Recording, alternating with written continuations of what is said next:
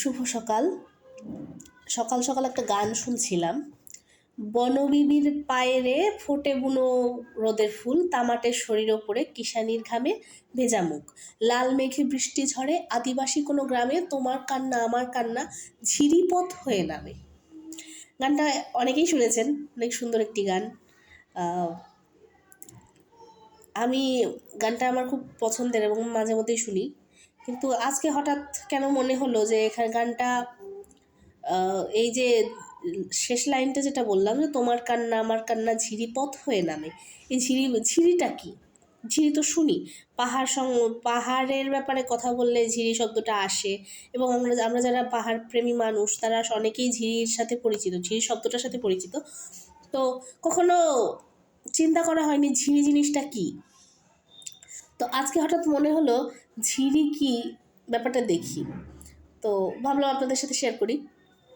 ঝিরি হলো এক ধরনের ছোট অগভীর প্রাকৃতিক জলপ্রবাহ, এটা ছড়া নামেও পরিচিত। লোকাল ভাষায় এটাকে ছড়িও বলে। এটার এটা 3 রকমের হতে পারে, যে একটা হলো মৌসুমি ঝিরি, চিরস্থায়ী ঝিরি আর অস্থায়ী ঝিরি। মৌসুমি ঝিরিটা হলো যখন বর্ষাকাল থাকে, পাহাড়ে প্রচুর বৃষ্টিপাত হয়, বর্ষার মৌসুমে প্রচুর বৃষ্টিপাত হচ্ছে, তখন পাহাড় নিজস্ব নিয়মে ঝিরির মাধ্যমে পাহাড়ের যে জমা অতিরিক্ত পানি সেটা বের করে দেয়। এটা যতক্ষণ বর্ষাকাল থাকে ঠিক ততক্ষণ এটা চলতে থাকে, আর বর্ষার পরে এটা শুকিয়ে যায়, এটার আর চিহ্ন পাওয়া যায় না। আর ক্ষণস্থায়ী ঝিরিটা হলো যে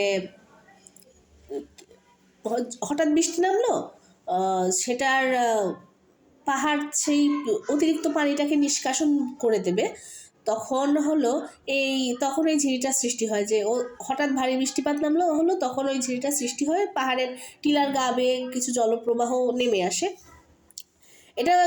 এটাও ওই আগের মতোই পাহাড়ের অতিরিক্ত পানি নিষ্কাশনের একটা ব্যবস্থা। তো এটা স্থায়ী খুব বেশিক্ষণ হয় না, এটা স্থায়িত্ব কয়েক ঘন্টা, বৃষ্টি বন্ধ হয়ে গেলে এটা বন্ধ হয়ে যায়, অথবা একদিন কি 2 দিন থাকে। আর একটা আছে স্থায়ী, চিরস্থায়ী যে ঝিরিটা, সেটা হলো ভূগর্ভস্থ পানি পাহাড়ের গা বেয়ে বেরিয়ে আসে। এটার ভালো উদাহরণ দিতে গেলে যারা বগালে গেছেন বন্দরবানে, তার পাশের যে ঝিরিগুলো আছে, আমি যাইনি, যারা গেছেন তারা ভালো বলতে পারবেন। ওই পানিগুলোর উৎস হলো ভূগর্ভস্থ। এই ভূগর্ভস্থ পানিগুলো যে পাহাড়ের টিলা বেয়ে নেমে আসে একদম ছোট সূক্ষ্ম জলধারার মাধ্যমে, এটা হলো চিরস্থায়ী ঝিরি। ব্যাপারটা কে জানতেন অবশ্যই জানাবেন, আর এর থেকেও বেশি কোনো ইনফরমেশন পেলে অবশ্যই জানাবেন। ধন্যবাদ।